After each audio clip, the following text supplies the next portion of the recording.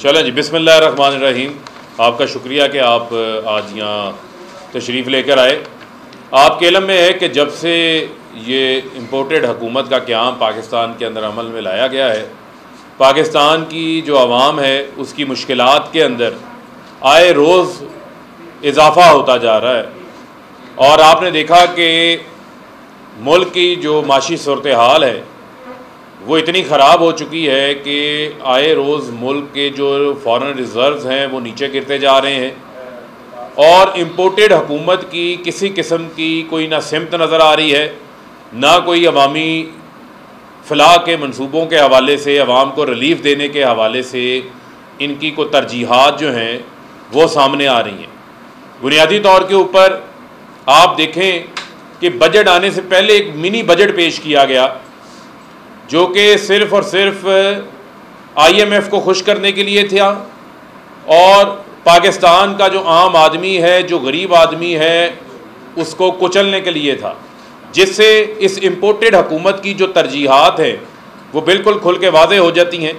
इस बजट से कबल 60 रुपये जो है वो पेट्रोल के अंदर इजाफ़ा किया गया। इस बजट से कबल जो है वो 8 रुपये बिजली के यूनिट के अंदर इजाफ़ा कर दिया गया। 45% गैस को बढ़ाने का ऐलान जो है वो कर दिया गया और अभी इस बजट में 750 रुपये मज़ीद पेट्रोलियम लेवी का जो टारगेट इन्होंने रखा है, इसका मतलब ये है कि जो ये बता रहे हैं कि अभी भी पेट्रोल और डीज़ल की कीमतों में गैप है और अगर पेट्रोलियम लेवी 750 रुपये के हिसाब से ये पूरी लगा देते हैं तो पेट्रोल की कीमत 250 रुपये से ऊपर चली जाएगी। यानी कि जो अब 210 रुपये लीटर पेट्रोल है वो मज़ीद तकरीबन 70 से 80 रुपये उसके अंदर मज़ीद इजाफ़ा ये इम्पोर्टेड हुकूमत करने जा रही है। और इसी तरह जो डीज़ल है उसके अंदर भी तकरीबन 90 से 100 रुपया ये मज़ीद इजाफ़ा करने जा रहे हैं। अगर इसी पेट्रोलियम लेवी को शामिल कर लिया जाए और सब्सिडी को बिल्कुल ख़त्म कर दिया जाए तो मुझे ये बताएं कि ये हुकूमत चाहती क्या है। ये हुकूमत वो हुकूमत है जो ये कहते थे कि 137 रुपये लीटर में पाकिस्तान की अवाम पेट्रोल नहीं ख़रीद सकती। और भाई आपको रशियन कौंसल जनरल ये बार बार ये बात कह रहा है कि आप हमारे साथ बैठें, निगोशिएट करें। बयान सामने आ गया। आज अगर इमरान खान की हुकूमत होती तो पाकिस्तान के अंदर सस्ता रशियन तेल आ चुका होता। आज ये जो बड़े बड़े इजाफे आपको पेट्रोल और डीज़ल के अंदर नज़र आ रहे हैं, ये इजाफे आपको नज़र ना आते, क्योंकि इमरान खान ने हमेशा आम आदमी के लिए उनके दिल में ख़ास एहसास था। अगर 4 रुपये 5 रुपये भी कीमत बढ़ती थी उसको बढ़ाने से पहले 100 बार सोचा जाता था, सोल्यूशंस को वर्कआउट किया जाता था।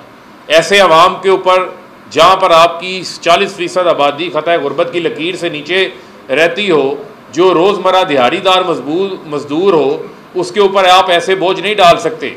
पेट्रोल की, बिजली की कीमतों का असर फिर आपके पूरे इकनॉमिक साइकिल के ऊपर पड़ता है। अशिया खुर्दो नोश महंगी हो जाती हैं, आपकी अद्वियात महंगी हो जाती हैं। और जो किसान का भरकस इन्होंने इस बजट के अंदर निकाला है कि फर्टिलाइज़र, खाद जो कि पैदावार के लिए फ़सलों की बहुत ज़रूरी है, जैसे कि 4.5% पैदावार पाकिस्तान के अंदर, रिकॉर्ड पैदावार एक साल के अंदर एग्रीकल्चर के अंदर हुई है। अब अगर खाद महंगी हो जाएगी, जो 2% से 10% टैक्स उसके अंदर कर दिया है, गैस की कीमतें ये बढ़ाने जा रहे हैं, उससे किसान खाद कम इस्तेमाल करेगा जिससे पैदावार कम होगी। पैदावार कम होगी तो आपको यही अशिया बाहर से मंगवानी पड़ेंगी, आपका इंपोर्ट बिल भी बढ़ेगा, यहाँ भी चीज़ों के रेट बढ़ेंगे, फिर आम आदमी के ऊपर बोझ पड़ेगा। और इसी तरीके से जो डीज़ल की कीमतें बढ़ रही हैं तो किसान ने अपना ट्रैक्टर भी चलाना है, अपना ट्यूबवेल भी चलाना है, वहाँ भी किसान की जो है वो कॉस्ट ऑफ जो प्रोडक्शन है उसके अंदर इजाफा करने जा रहे हैं। तो पाकिस्तान की आबादी का 60% से एक बड़ा हिस्सा ज़राअत के साथ मुंसलिक है। अभी भी जो नौकरियाँ तहरीक इंसाफ की 3.5 साल हुकूमत में जो 55 लाख नौकरियाँ क्रिएट हुई हैं, उसके अंदर ज़रूरी शोबे के अंदर एक बहुत बड़ी तादाद के अंदर रोज़गार क्रिएट हुआ है। तो किसान को बहुत बड़ी हिट पड़ने जा रही है।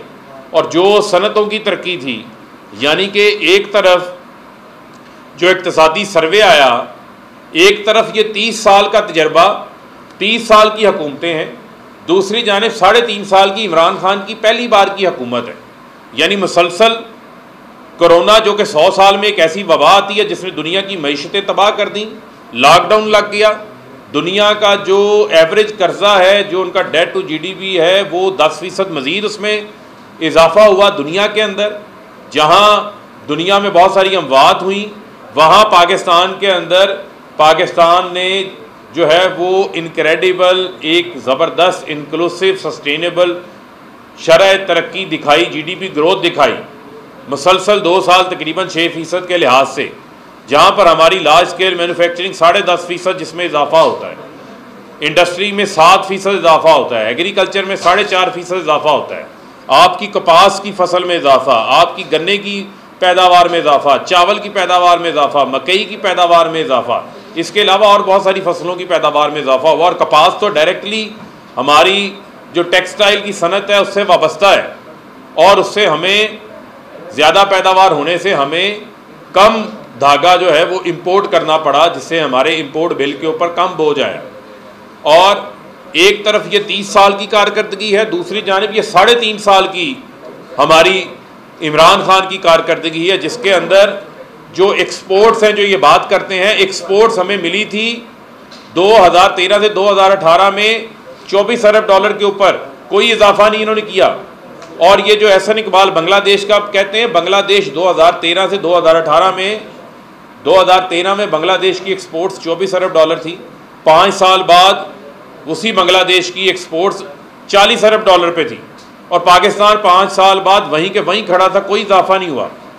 आप ये देखें कि इमरान खान के 3.5 साल दौरे हुकूमत में 27 से 32% पाकिस्तान की बरामदात में इजाफा हुआ, यानी कि डॉलर्स बरामदात की शक्ल में ज़्यादा पाकिस्तान के अंदर आए, और उसका फ़ायदा आपको ये हुआ कि आपको उससे पाकिस्तान के अंदर आपके फॉरेन रिजर्व उससे बिल्ड हुए, और एक्सपोर्ट्स जो 24 अरब डॉलर पे मिली थी आज 31 अरब डॉलर के ऊपर, ये इनका अपना इक्तिसादी सर्वे है वो बता रहा है। तो हमने उसके अंदर भी 6% इजाफा किया। जो गुड्स की एक्सपोर्ट्स हैं, सर्विसेज की एक्सपोर्ट्स डाल लें तो उससे भी ज़्यादा हो जाता है। फिर जो तरसीलात ज़र, जो बैरून मुल्क 90 लाख पाकिस्तानी हैं जिनसे इन्होंने वोटिंग राइट उनका छीन लिया है, जो बैरून मुल्क पाकिस्तानियों को ये इम्पोर्टेड हुकूमत तंग करने में कोई कसर नहीं छोड़ रही। जब नून लीग की हुकूमत 2018 में आई थी तो तरसीलात ज़र था पाकिस्तान के अंदर 18 अरब डॉलर सालाना। आज आपका तरसीलात ज़र जो बैरून मुल्क पाकिस्तानी भेजते हैं वो 32 अरब डॉलर है। 3.5 साल में 14 अरब डॉलर बढ़ गया है, सालाना 14 अरब डॉलर बढ़ गया, जो इस साल का नंबर है। अगर कंपैरिजन करूं मैं 2018 का और साल 2022 का, उस वक्त 18 अरब डॉलर थी, 2022 में आज वो 32 अरब डॉलर हो गई है, यानी कि उसके अंदर भी 68%, यानी कि 68% इजाफा उसके अंदर नज़र आ रहा है। और नून लीग के दौरे हुकूमत में एक्सपोर्ट्स और तरसीलात ज़र को मिला के नेट पाकिस्तान के अंदर जो नेट डॉलर फ्लो था वो तकरीबन 42 अरब डॉलर था। और अगर इस साल की आप एक्सपोर्ट्स को और आप तरसीलात ज़र को साथ शामिल कर लें तो ये 63 से 64 अरब डॉलर्स का इनफ्लो पाकिस्तान के अंदर बन जाता है।